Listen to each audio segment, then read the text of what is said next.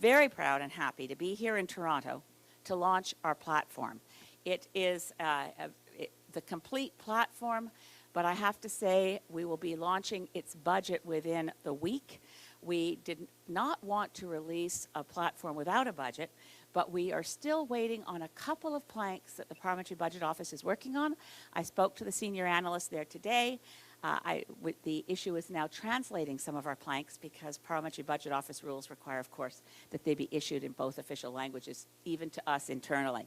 So the budget will be coming and released to back all of this up within a week, but we didn't want to have a short election campaign where now the writ period of 36 days, we were in a 40-day writ, we're now down to day 35. Our candidates need the platform, Canadians need the platform. So here we are in Toronto with a number of our candidates from GTA going to as far away as Kingston and the Islands and a few from Hamilton, and we are very happy that they all could join me here today. So if you have cameras, you might want to look. Imaginez que vous avez un nouveau casse-tête. Toutes les pièces sont là, devant vous et votre famille, particulièrement autour d'une table. Elles sont de bons côtés, de toutes les couleurs, mais nous n'avons pas le dessus de la boîte qui montre la casse-tête complétée. So this is our situation in Canada, and this is where our platform stands. We have everything we need to solve all the problems we face. Everything. We have the resources. We have human brain power. We have community spirit. We have government powers. We have a toolbox that we've barely opened yet. We have everything we need to solve a puzzle. We have all of the pieces. Nothing is missing. But there's something missing, because in this country we don't have vision. We don't have the picture on the top of the box. It's really hard to solve a jigsaw puzzle, even when all the pieces are there, everything you need is there, until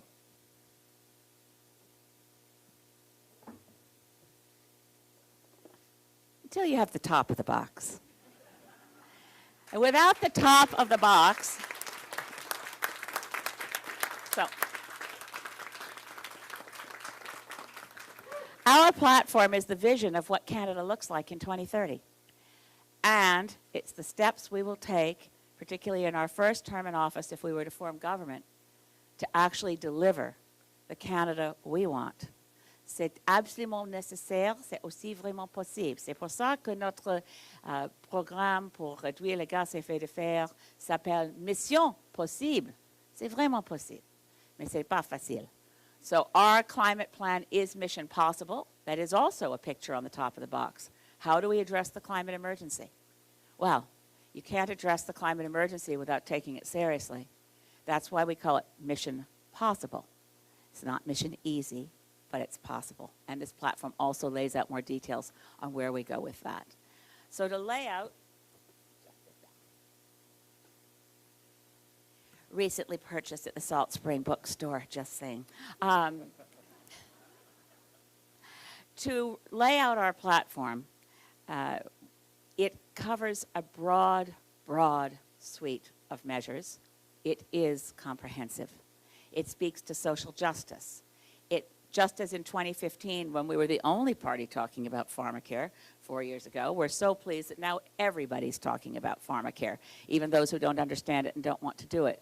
We are absolutely committed to 100% universal, single-payer pharmacare because it will reduce costs in our healthcare system and it will deliver to Canadians medications their doctors think they need without further making their life more unaffordable. We'll also address the housing crisis. For social housing, we understand the issue is housing first. For young people trying to buy a house, the issue is homes first. And our program goes into housing affordability. We also make life way more affordable for young people by not setting them out in life crushed by student debt. So, as in 2015, we pledged to abolish tuition. We do it again for post-secondary institutions, universities, and trade schools, and colleges. And the importance of this is that we are modern industrialized countries. Countries around the world offer no tuition, university accessible to all. But we know our universities have been suffering from financial insecurity, So we also inject $10 billion to post-secondary through federal provincial transfer payments tied to making sure this is for post-secondary education, because our post-secondary education institutions are in trouble.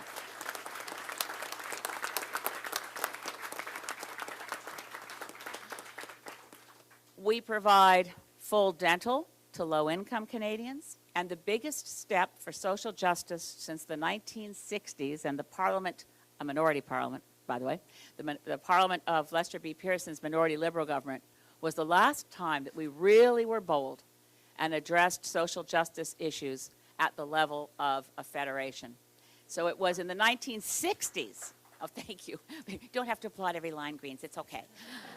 I love you, and it's great you came out so early, and thank you. And I know the traffic and the subways were terrible. Here's the thing. In the minority Liberal Parliament of Lester B. Pearson, and when people say, oh, a minority parliament, what could it do? With cooperation, you can do anything. You can do anything if you don't care who gets the credit. And that was the way Parliament used to be. So in the 1960s, under Lester B. Pearson, we got our universal health care system, the Canada Health Act. We also got the Canada Pension Plan. We also got unemployment insurance. We also got student loans, but with no interest attached. And we got the flag, so there's that too. This is, for me, a model of how Parliament should work. But we have not had anything equally bold in 50 years, more than 50 years. So here we are, 60 years. Here we are saying it's time. It's time to bring in the piece that should have been in the Canada Health Act from the beginning, universal pharmacare. It's time to bring forward where something that's so bold, but it is necessary. We are wealthy enough as a country to actually eliminate poverty. It will take more than we hope to do it in the first term, but it takes cooperation provincially and federally. So guaranteed livable income for all is something we can and must do. One reason is we're going to be facing artificial intelligence, and in the world of work, things will be changing. Other parties may design their platforms based on looking in the rearview mirror. We're looking ahead. We're seeing what's coming. Artificial intelligence is coming. We've got to be prepared. And a guaranteed livable income is one of the most important ways we can inoculate our society against disruptions for which we're not prepared. We also must move ahead to look at what's coming at us, which is the climate emergency. And most of what people have heard us talk about so far in the campaign has been related to climate. But look at the many ways in which steps on the climate emergency have an impact on other parts of our ways of life. For instance, in this platform, we call for universal child care. It's another aspect of what makes life more livable for families. It's a step towards true equality for women, is to have universal child care access. But how does that relate to the climate emergency? We want to promote child care spaces for early childhood education, where workers in that field are recognized as committed to a green job. Workers in early childhood education, those are green jobs. But we also know that where we give parents the opportunity to put their child in a child care facility co-located with where they work, it makes it way easier to pick up on the public transit opportunities, so that when you're getting on your electric bus to go to work in 2030, you're headed in the same direction with your kids because their enriched early education opportunity is located near where you work, preferably in the same building.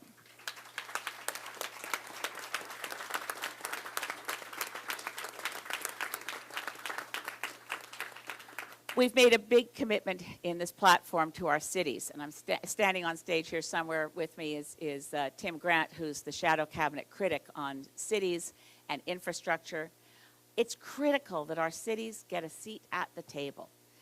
Right now we have the same, because of the Constitution of 1867, our municipal order of government is treated as though it's a child of the province. We break out of this box with the Council of Canadian Governments. Does not require reopening the Constitution. Le Conseil du gouvernement canadien, c'est une innovation du Parti vert du Canada, et il est vraiment proche à le modèle qui était maintenant utilisé en Australie. So in Australia, they have a Council of Australian Governments in which the federal government of Australia is not unlike Canada, except for, of course, we weren't all founded by prisoners who were sent here by the UK, but never mind. Australia has an unfair lower house voting system, just like ours. One difference in the Australian system is they now elect their Senate under proportional representation, which is the Green Party of Canada proposal as well. But in Australia, they do have, where we have provinces, they have states. So the Australian innovation was to say the Council of Australian Governments is the federal government sitting with the state government, sitting with the municipal order of government. We take it the next step. The Council of Canadian Governments will be established to ensure that we have policy alignment, that we share goals across orders of government so that we can move towards the same goal. It's obviously trite to say that there's only one taxpayer, but taxpayers do get frustrated by seeing that their province is taking their money and moving in one direction, the federal government is trying to move in a different direction, and nobody's really talked to the municipalities at all. Under the Council of Canadian Governments, we would have a table with 4 quadrants. First would be a quadrant for Indigenous leadership, leadership from First Nations, Métis, and Inuit. Second quadrant, municipal leadership. And we suggest that the Federation of Canadian Municipalities find a representative group with big city mayors and rural and remote representation. The provinces are represented in the 3rd quadrant, the federal government in the 4th. And there'd be one that looked at the major national issues, but we'd break down, just as they do now in Australia, with specific subtables around specific issues. Trying to work to consensus, that's the green model for how we work, to consensus to identify policy goals so that we all pull in the same direction. In so doing, we also commit significant funds to the municipalities of Canada, the continuation of what used to be called the gas tax fund. We think it should just be called the municipal fund because it's been de-linked from gas taxes for some time. We commit to doing things with our municipal order of government to give them a voice at the table so that we work better as a federation. There's a great deal in this platform, and I won't be able to dive into all of it. I can tell you that although the Parliamentary Budget Office is still crunching our numbers, we're quite confident that we found the revenue to pay for these promises, or we wouldn't take the chance of releasing a platform today and the budget next week. But we do have new sources of revenue.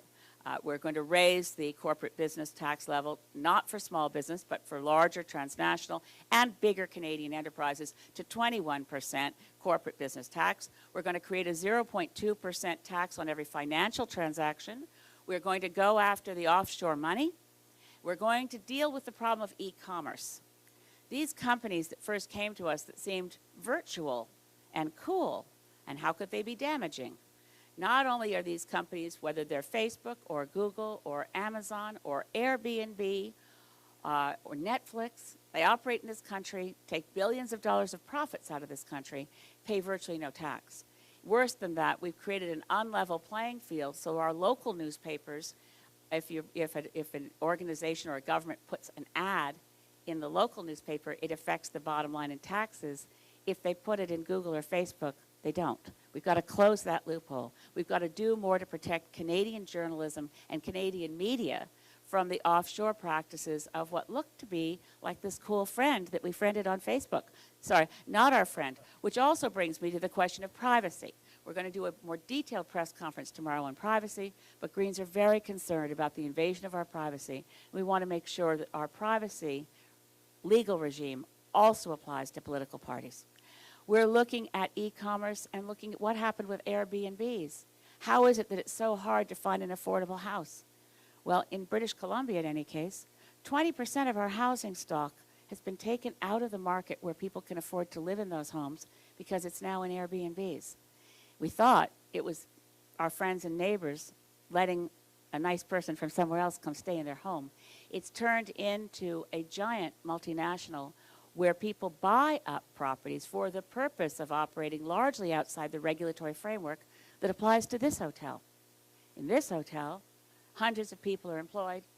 People pay, the hotel chain pays to meet the regulatory hurdles of health and safety, the regulatory hurdles, provincial and federally. They pay tax, they pay their employees, they're held to a standard. Airbnbs are competing with Canadian small business, but not within our tax regime. We're also looking for more revenue in a number of other pockets and areas to make sure that we can pay for all our promises. But we're quite convinced we can, which brings me to a place where we have savings. And that is, even though every government in Canada, starting with, this may surprise you, Stephen Harper in 2009 pledged to end subsidies to fossil fuels. In 2015, Justin Trudeau was elected on a platform that included a pledge to end fossil fuel subsidies. Instead, they expanded them. They expanded them by the billions. So we will end fossil fuel subsidies in the first year in government. It's easy to do.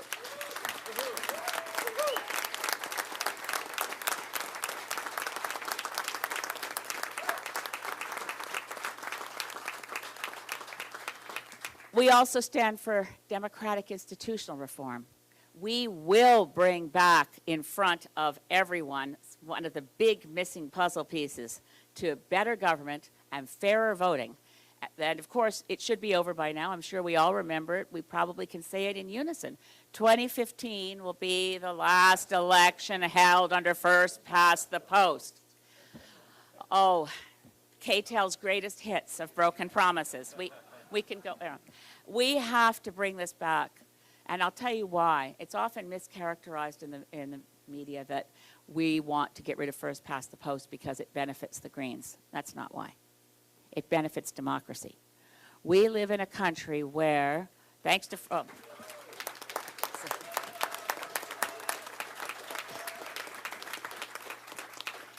La question de changement de notre façon de scrutin de vote, c'est vraiment primordial dans l'intérêt de la vraie démocratie. In this era, when people who we would have thought, even about, being that I'm 65, I don't think it was so long ago, but maybe for some of my younger candidates, they don't remember a time when it would have been impossible to imagine people who represented a sort of vacant populism with no government experience who could come to office on a bully pulpit. We can't be sure that we wouldn't have such a candidate or such a leader in our future. In Canada, unlike in the United States, where they have separation of power and checks and balances, in a Westminster parliamentary parliament, a prime minister whose party holds the majority of seats has a majority government, regardless of how much of the population actually wanted that government. It can be as little as 30% of the vote now that we have 6 parties competing for federal seats. But certainly 39% of the vote has delivered majority parliaments in recent memory. What that means is the minority of the population can elect a majority government in which the leader has 100% of the power. To protect us from a future dictator-style populist with no background and not consistent with our core values as Canadians, they could get 100% of the power with less than 50% of the popular vote. We have to change our voting system before that individual comes along. We have to inoculate democracy against a future leader for Canada that we would right now find unacceptable and appalling. I'm speaking of a hypothetical person, no one in particular, but you can see how this could happen. We need to ensure that our voting system no longer delivers 100% of the power to a party with less than half of the public support. That's why Greens will bring back in front of everyone the reasons we changed. Now,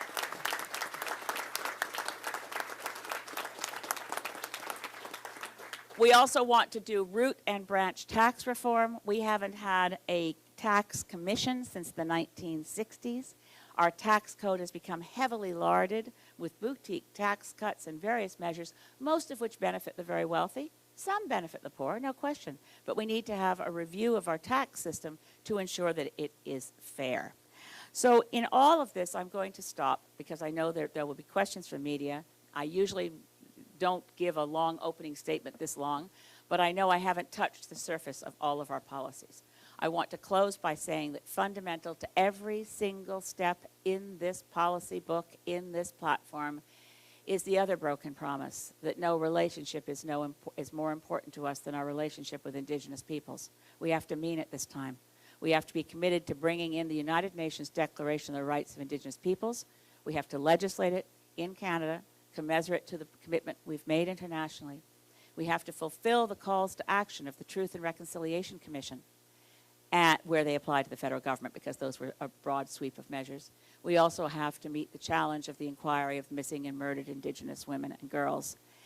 And we can do this by accepting that we're on a intergenerational journey, because the colonialism, oppression, and cruelty, what the inquiry into missing and murdered Indigenous women called the structural violence of our current legislative system, can't be changed in a blink of an eye, and we have to do it in full concert with the self-determination and the rights of self-determination of Indigenous peoples across Canada.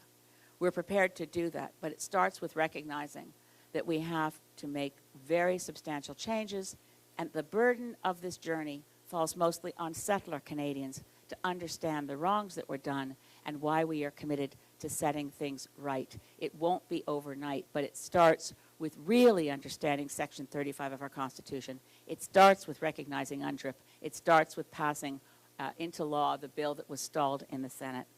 We have a lot of things we want to say about what we stand for as Greens. Fundamentally, what we stand for is rescuing our democracy and our parliament from corporate influence and corporate control, by rescuing our democracy and our parliament from the constant interventions of backroom political spin doctors and staffers who, in the short time of my life in which I've worked in Ottawa, I did work in government in the 1980s, and that parliament was not dominated by spin doctors from back rooms telling the Prime Minister, this is a good law to pass because you can use this as a wedge issue in the next election. Wedge issues and dog whistle politics are contaminating Parliament itself. We are committed to making our Parliament more respectful, more effective, delivering for Canadians what they really want. And I believe what Canadians really want is peace, order, and green government. Thank you very much.